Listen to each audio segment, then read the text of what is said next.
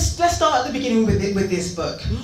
What led you to writing it? I understand from reading it some of the reasons why you might have felt, this needs to be written, but I want to hear it from yourself. What was the moment that you said to yourself, right, I just need to write this book? Well, so the whole purpose of the book is to look at the social, moral, and economic benefits of diversity and why diversity is good for society. And when I look at diversity, I look at it across the board, not just race, not just gender, but also looking at LGBTQ, looking at age, class, and disability, because I think with a lot of these things, clearly there's a hierarchy of inclusion in society, and there's a hierarchy of discrimination. And in terms of discrimination, I would say people of colour are probably at the bottom of that. And in terms of inclusion, we know elite white men are at the top of that. And I think often when you are from a discriminated group, you only look at this issue from your own perspective.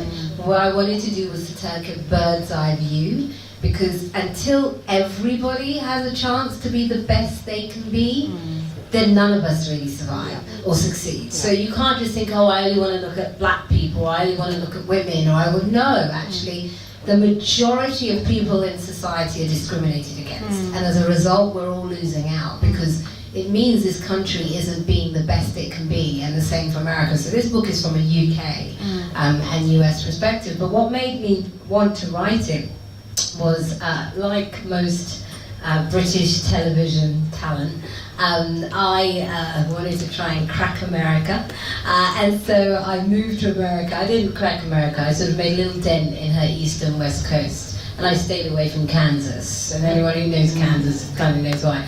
Anyway, so I was, I take it you know Kansas, and so I was filming one day in Las Vegas, and there was this young man who appeared on set who was covered head to toe in tattoos and gang markings, and I instantly felt uncomfortable around him and intimidated and a little bit nervous.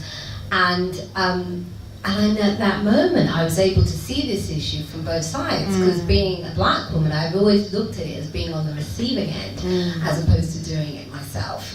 And I thought, wow. So when I spoke to him, yes, he'd had a difficult time in start in life. He'd made some not so great choices, but our sound man had taken him on as an apprentice, and I thought, wow, if even I'm feeling funny around him, what chance has he got?